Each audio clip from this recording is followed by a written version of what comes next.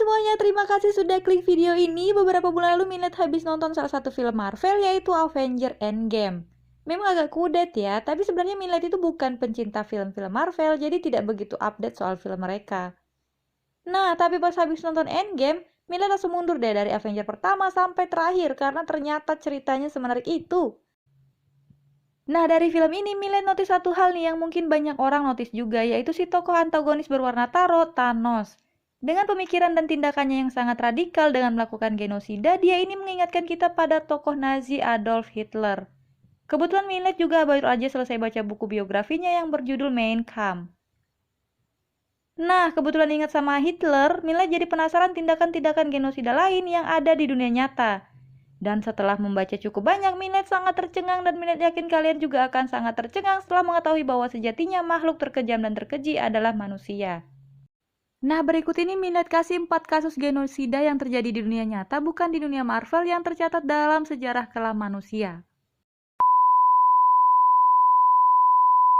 Cerita penaklukan kota Nanjing berawal dari jatuhnya kota Shanghai ke tangan militer Jepang pada tahun 1937. Setelah berhasil menaklukkan Shanghai, Jepang mulai mengalihkan perhatiannya ke kota Nanjing yang merupakan ibu kota Cina kala itu. Kota Nanjing merupakan kota yang makmur dan menjadi pusat industri serta memegang posisi sentral, sehingga pasukan Jepang bertekad untuk menghancurkannya. Pimpinan Cina saat itu melihat bahwa prajuritnya kemungkinan besar akan kalah dalam pertempuran untuk mempertahankan kota Nanjing. Ia kemudian memerintahkan untuk memindahkan hampir semua pasukan resmi Cina dari kota dan membiarkan Nanjing dipertahankan oleh pasukan tambahan yang tidak terlatih. Ia juga memerintahkan kota tersebut untuk tetap dipertahankan dengan cara apapun dan melarang evakuasi resmi para warganya. Pada Desember 1937, rombongan pasukan pertama tentara Jepang yang dikomandani oleh Matsui memasuki kota Nanjing. Penghancuran kota Nanjing dan pembantaian serta pemerkosaan terhadap penduduknya merupakan perintah dari Matsui. Selama beberapa minggu berikutnya, tentara Jepang melaksanakan perintah Matsui tersebut. Mereka melakukan eksekusi massal dan puluhan ribu pemerkosaan. Tentara Jepang juga menjara dan membakar hampir seisi kota sehingga mengakibatkan kehancuran lebih dari sepertiga bangunan di kota Nanjing. Meskipun pada awalnya setuju untuk menghormati zona aman kota Nanjing, namun pada akhirnya para pengungsi tidak bisa menyelamatkan diri dari keganasan tentara Jepang. Pada Januari 1938, Jepang menyatakan bahwa ketertiban kota telah dipulihkan dan membongkar zona aman. Pembantaian berlanjut sampai minggu pertama bulan Februari 1938. Menurut pendapat seorang peneliti bernama Theodore Wheeler Cook dalam Japan at War, aksi pembantaian yang dilakukan tentara Jepang secara brutal tersebut mirip dengan penghancuran dan pembunuhan sistematis yang kerap dilakukan bangsa Mongol terhadap daerah urban yang memiliki populasi padat. Berdasarkan data historis, diperkirakan ada 200 hingga 300 ribu penduduk sipil Nanjing tewas di tangan tentara Jepang. Seperti dilansir laman Britannica, Holocaust adalah pembunuhan sistematis terhadap 6 juta pria, wanita, dan anak-anak Yahudi oleh Nazi Jerman selama Perang Dunia II. Target utama Nazi adalah orang Yahudi, oleh sebab itu jumlah korban terbesarnya adalah orang Yahudi. Hampir 7 dari setiap 10 orang Yahudi di Eropa dibunuh karena identitas mereka. Selain orang Yahudi, Nazi juga membunuh kelompok lain termasuk Gypsy dan orang cacat. Mereka juga menangkap dan merampas kelompok lain seperti kaum gay dan lawan politik. Semua ini bermula pada tahun 1933 ketika Adolf Hitler berkuasa di Jerman. Hitler menilai masyarakat Yahudi sebagai ras jahat yang berusaha mendominasi dunia.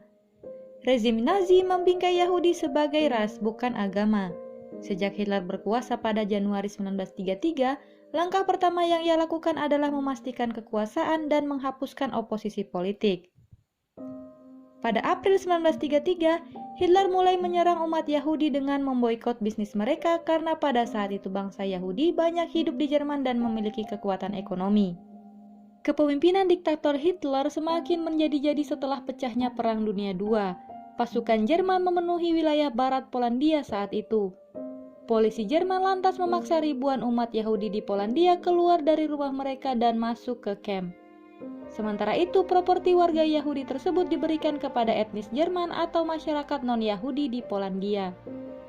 Kamp Yahudi di Polandia dikelilingi oleh tembok tinggi dan kawat berduri yang berfungsi sebagai tahanan kota. Di musim gugur 1939, beberapa pejabat Nazi membunuh 70.000 warga Jerman yang dirawat karena penyakit mental ataupun difabel. Mereka disuruh menghirup gas beracun hingga mati dalam program Euthanasia. Program ini diprotes oleh pemuka agama di Jerman dan kemudian dihentikan oleh Hitler pada Agustus 1941. Meskipun demikian, pembunuhan terhadap masyarakat difabel terus dilakukan secara rahasia. Sampai tahun 1945, sekitar 275.000 orang dianggap cacat dari seluruh Eropa dibunuh. Sejumlah pihak menganggap program ini berfungsi sebagai proyek percobaan untuk Holocaust. Di akhir tahun 1941, Jerman mulai memindahkan penduduk Yahudi di kamp Polandia ke kamp konsentrasi dimulai dari orang sakit, orang tua, lemah, dan anak-anak. Mereka kemudian dieksekusi, dipenggal, ataupun ditembak mati. Pada beberapa kamp, tentara Nazi juga menggunakan gas beracun. Mereka biasanya menggunakan karbon monoksida untuk membunuh kaum Yahudi. Selama tahun 1941 sampai 1945, Nazi Jerman secara sistematis telah membunuh sekitar 6 juta orang Yahudi di seluruh Eropa. Jumlah korban tersebut adalah setara 2/3 populasi Yahudi di Eropa saat itu, di mana lebih dari 1 juta dari mereka yang tewas adalah anak-anak. Peristiwa pembersihan etnis Armenia disertai genosida itu dimulai pada 24 April tahun 1915. Diperkirakan ada 600.000 sampai 1 juta orang Armenia mati karena dibantai. Keberadaan bangsa Armenia yang memeluk agama Kristen sejak abad pertama di dataran tinggi pegunungan Anatolia Timur sudah berabad-abad lamanya. Mereka hidup berbagi wilayah dengan orang-orang Kurdi yang juga banyak menghuni daerah tersebut. Pada abad pertengahan, daerah tersebut diperintah oleh penerus dinasti Armenia. Kemerdekaan politik Armenia berakhir kala gelombang invasi dan migrasi orang-orang berbahasa Turki dimulai pada abad ke-11. Seiring dengan berdirinya Turki Utsmani pada abad ke-15, wilayah Anatolia Timur dimasukkan dalam wilayah kekhalifahan tersebut.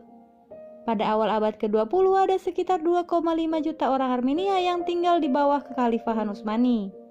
Orang-orang Armenia terus mempertahankan identitas etnis dan agama mereka, bahkan mendapat hak khusus berupa wilayah otonom dari Turki Utsmani.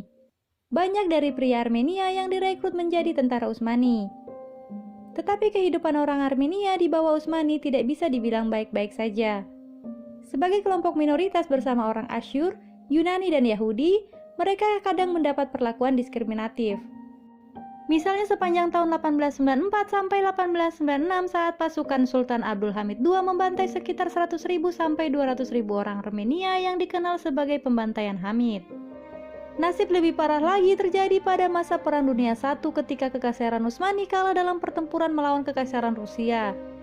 Para elit penguasa Utsmani kemudian melimpahkan kesalahan kepada orang-orang Armenia yang dianggap pro-Rusia. Pasukan Utsmani mulai menyisir desa-desa Armenia di dekat perbatasan Rusia dan membantai penduduk di sana. Merespon perlakuan penguasa, orang-orang Armenia pun melawan. Pada April 1915, orang-orang Armenia di kota Van membarikade diri mereka dan bertempur melawan pasukan Utsmani. Aksi ini justru makin memberikan alasan para elit untuk menindak orang-orang Armenia dengan lebih keras. Pada 24 April 1915, Menteri Dalam Negeri Kesultanan Utsmani yang bernama Mahmud Talas Pasha memerintahkan penangkapan dan pembunuhan sekitar 250 politikus Armenia di Istanbul, termasuk pula beberapa deputi yang duduk di parlemen. Penangkapan beserta pembunuhan ratusan politikus Armenia ini berlanjut dengan kebijakan mendeportasi seluruh warga Armenia keluar dari wilayah Utsmani. Ratusan ribu warga Armenia dituntun keluar dari kampung halaman mereka menyusuri lembah dan gunung menuju kamp konsentrasi di gurun Suriah. Banyak dari mereka yang dianiaya, dirampok, diculik, dan dibunuh oleh para tentara dan beberapa orang-orang Kurdi serta orang Sarkasia. Belum lagi gerombolan penjahat sengaja dilepas untuk menyerang iring-iringan orang Armenia yang terusir dari tanahnya tersebut. Nasib para pengungsi Armenia di kamp gurun Suriah juga tidak lebih baik. Mereka dibiarkan hidup di lingkungan yang tandus sampai mati atau malah dibunuh. Nah, itu dia tadi beberapa kasus genosida yang tercatat dalam sejarah. Selain beberapa kasus di atas, masih banyak lagi kasus lain yang juga menjadi catatan kelam sejarah kemanusiaan. Nah, dari beberapa kasus di atas, kita dapat melihat perbedaan tindakan genosida di dunia nyata yang kebanyakan didasari karena rasisme dan dilakukan dengan memilih korban. Berbeda dengan genosida versi MCU yang nggak pilih-pilih korban. Siapapun baik pejabat maupun preman, pekerja atau pengangguran, orang-orang kaya ataupun orang miskin, kulit putih maupun kulit hitam, semuanya ditentukan secara acak. Yang menjadi dasarnya adalah kepercayaan bahwa dunia ini harus seimbang, sedangkan bagi Thanos, jumlah manusia ataupun penghuni dunia sudah tidak seimbang lagi dengan alam. Kalau melihat tindakan-tindakan manusia yang suka merugikan alam, kadang suka mikir, babang Thanos ini ada benarnya juga sih, tapi gimana ya? Katanya kehidupan ini kan sudah ada yang ngatur.